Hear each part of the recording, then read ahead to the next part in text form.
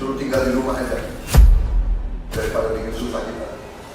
Rosi, Kamis 24 Oktober pukul setengah 9 malam di Kompas TV. Begitu banyak orang yang mau mengambil, tidak ada orang. Di rapat kabinet perdana, Presiden Prabowo Subianto memerintahkan anggota kabinetnya untuk mengetatkan ikat pinggang, utamanya untuk kegiatan seremonial dan perjalanan luar negeri. Saya masih bersama Guru Besar Psikologi Politik Profesor Hamdi Muluk. Prof. Hamdi, ketika sudah dilantik Presiden, ya dengan yang jumlah besar itu, meskipun itu sudah jelaskan juga oleh Presiden bahwa ini justru untuk meningkatkan fokus, sinergi dan lain sebagainya, kita akan lihat nanti pada perkembangannya. Tapi kemudian ada satu yang langsung kemudian menjadi warning atau diingatkan oleh Setkap Mayor Teddy, yaitu tentang penggunaan kop surat Kementerian Desa untuk acara pribadi. Lalu juga kemudian ada keluhan dari Menteri HAM Pigai yang mengatakan ternyata anggarannya hanya sekian ratus miliar, membutuhkan anggaran 20 triliun. Bagaimana Anda membaca psikologi para menteri yang dalam hitungan jam atau satu hari itu sudah cukup membuat kejengkelan publik? Iya. Kita bisa pahami dengan memakai idiom seperti ini di masyarakat. Orang mengatakan, oke, teman Anda itu part of the problem, ya, atau Anda problem maker, atau Anda problem solver.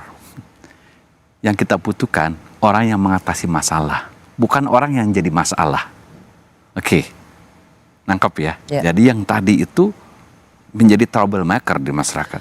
Menteri hanya yang bikin pusing. Bikin pusing. Anda bikin trouble making Anda. Yang harusnya kami harapkan Anda menjadi troubleshooter. Oke, anggaran terbatas. Bagaimana mengatasi anggaran terbatas ini?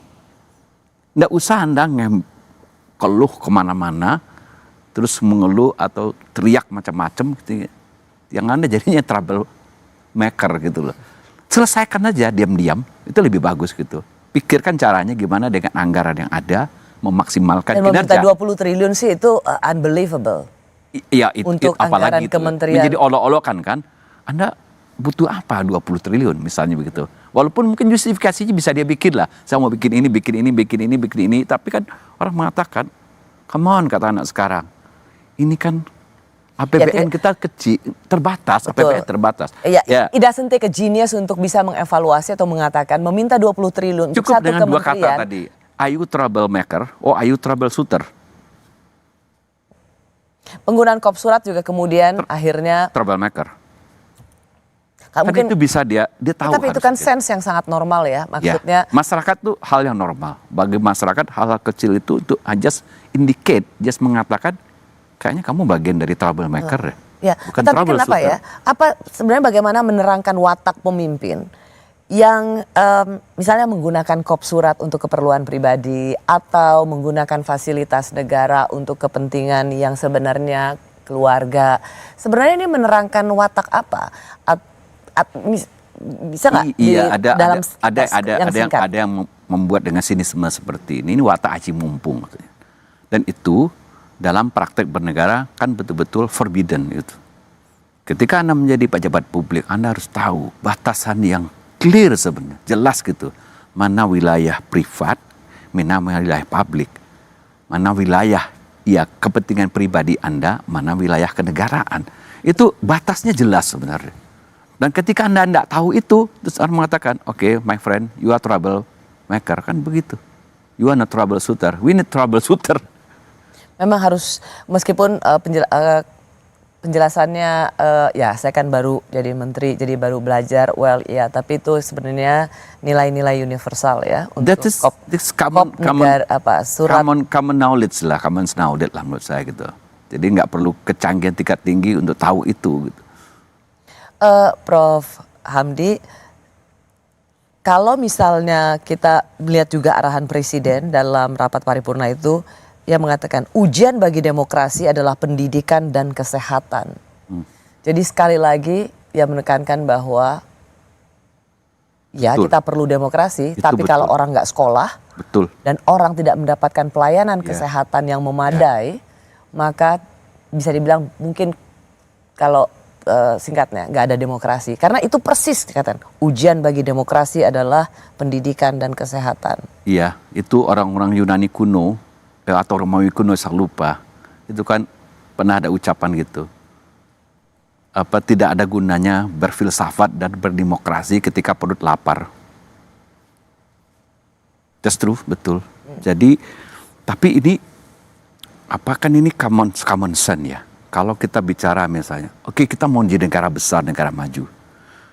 Kalau orang-orang yang hidup di negara itu miskin, dia lapar, dia kurang gizi, dan dia tidak punya pendidikan, so apa yang Anda mau harap?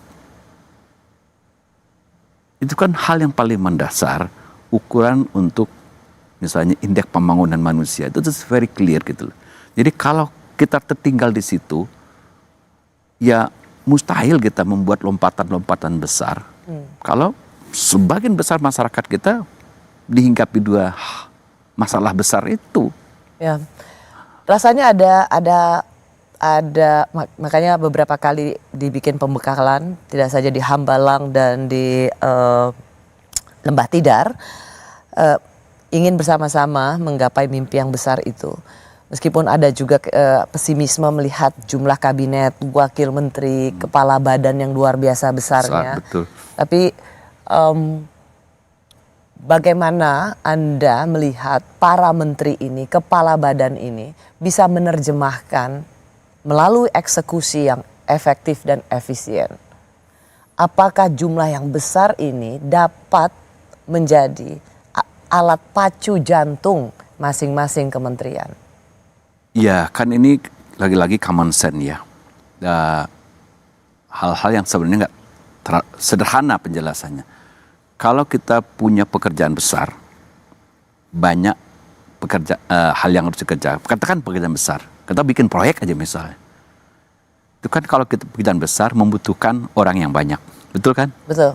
Dalam manajemen itu ada 3M itu loh. Man, mesin, atau material, and man, mesin, material, money, modal gitu. Resources. Resource, ya money gitu loh. Man, money, material, or mesin gitu kan. Nah, tentu kalau ada problem besar, kita tambah orang. Ya, atau misalnya modal dinaikin, atau mesinnya atau peralatannya diperbanyak dengan teknologi misalnya. Nah, tinggal kita melihat sekarang, ini persoalan banyak. Ya, of course lah, kalau kita melihat logika seperti ini. Oke, big country, big problem. Itu diucapkan JK juga ke Pak Lee Kuan Yew dulu. Dia bilang, oke, Singapura maju. Ya, Singapura small country, small problem. But Indonesia big country, big problem. Oke.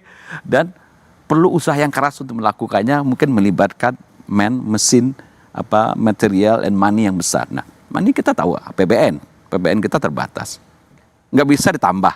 Oke. Jadi, betul. Oke. Kalau saya mau masuk ke jumlah menteri yang kemudian akan menambah jumlah birokrasi. Maksud saya pertanyaannya, apakah itu align semua gitu loh. Jadi persoalan besar mau diatasi dengan menambah jumlah banyak orang. Nah, ini mungkin juga tantangan. Kalau yang disebut orang yang melaksanakan itu adalah kita kerucutkan pada ASN misalnya, yang akan mengeksekusi itu. ASN kan juga nggak nambah sebenarnya. Sekarang yang nambah adalah pucuk-pucuk pimpinannya, menterinya sama wakil menterinya. Dan ada pengreorganisasian unit-unit tertentu untuk menang. Kabar baiknya ini ya, jadi artinya bukan penambahan tapi pada relokasi.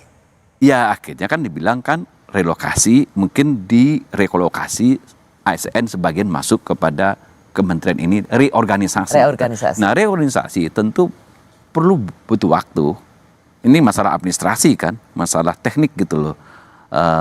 Itu takes time gitu loh. Ya, ini yang kemudian dikhawatirkan akan memperlambat. Ya. Jadi ada satu untuk settle birokrasi karena ada reorganisasi. Tapi yang kita harapkan, kita sungguh menaruh harapan pada para menteri yang jumlahnya besar, wakil menteri yang jumlahnya besar, kepala-kepala badan yang juga jumlahnya besar adalah ini amanat untuk melayani rakyat, Betul. begitu seperti kata Presiden Prabowo. Jangan sampai ada istilah orang Medan, Prof. Hamdi Muluk. Apa itu? Jangan sampai jabatan ini membuat orang itu terkejut badan. Terkejut badan tuh, waduh dapat jabatan, nggak siap, Iya. jadi lebih memilih mewahnya dan Ya. privilege untuk senang-senangnya daripada penderitaan Ya. dan kekuasaan justru untuk kepentingan publik. Itu yang kita harapkan dari para menteri yang dipilih. Ya, kalau kita cuma berpesan satu. Jadi menteri itu jangan dilihat itunya. Itu berat, tanggung jawabnya berat. Dan kalau pakai bahasa anak muda juga sekarang, mungkin pening kepala gitu. Kalau pakai orang Medan juga nih, pening kepala gitu. Pening kepala gitu. Tapi kita berharap mudah-mudahan para menteri mengerti apa masalah realnya. Dan dia menerjemahkan itu kepada program. Dan dia tahu bagaimana mengalokasikan 3M tadi. Money, man, mesin gitu. Untuk, Jadilah menteri sebagai troubleshooter, yes, bukan troublemaker. Terima kasih Prof. Hamdi Muluk sudah di Sama-sama, Rosi. Mbak Rosi. Terima kasih juga bagi Anda yang menyaksikan Rosi. Kita jumpa Kamis depan. Tetaplah di Kompas TV, independen, terpercaya.